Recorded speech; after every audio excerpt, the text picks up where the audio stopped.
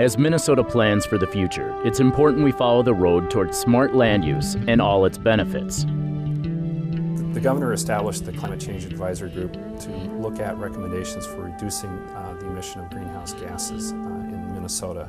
The concern is that Minnesota's contribution to those emissions will have an adverse effect on our economy and our environment. The transportation, as economists point out, is really a derived demand. It's not so much about getting from A to B, it's really about what A and B are.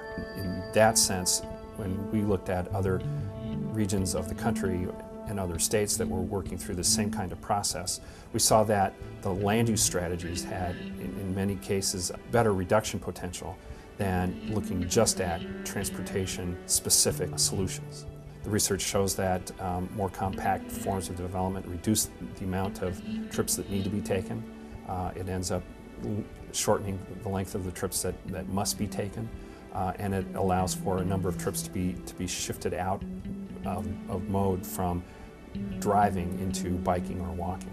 It requires almost a reversal of the kinds of planning that we've done over the last 50 years. It's almost back to the future, looking at developing in ways that mix uses so that you don't have to get into the car and go buy a quart of milk, or pick up your dry cleaning, or drop your kid off at school. A model for smart land use can be seen in Rochester, where their development inside the city is in stark contrast to the surrounding townships. There's a pretty dramatic difference between how our townships have developed, or how their density numbers that they have versus what we have in the city. And typically in a township, they've got 6 to 12 times the amount of land for a single-family home as what we have in the city. To use an example, in 1983, when the new county zoning laws took effect, the lot size for a single-family home in the townships averaged 9.1 times the lot size of one that would be within the city limits. And so if all single-family homes in Rochester since 1983 had developed at that same rate, that 9.1, the needed land area would have increased by 43 square miles on just the city of Rochester. And if multifamily and townhouse residents built since 1983 had also developed at that same rate, we would have needed, city of Rochester would have needed 80 more square miles of land area. So it's a pretty dramatic increase. And we talked about carbon footprint and so on. The footprint of Rochester would have been huge or much bigger.